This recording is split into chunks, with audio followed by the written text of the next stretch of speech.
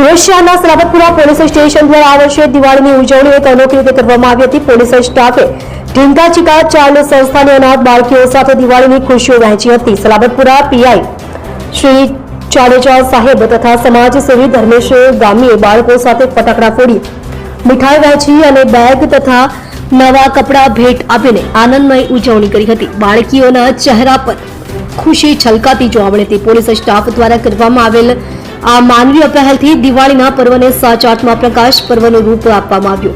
સ્થળ પર ઉપસ્થિત રહેલા અધિકારીઓએ જણાવ્યું કે આવનારા સમયમાં પણ પોલીસ સ્ટાફ આવા સામાજિક અને માનવીય કાર્યો કરતા રહેશે, જેથી સમાજમાં સૌહાર્દ અને માનવતા જળવાઈ રહે।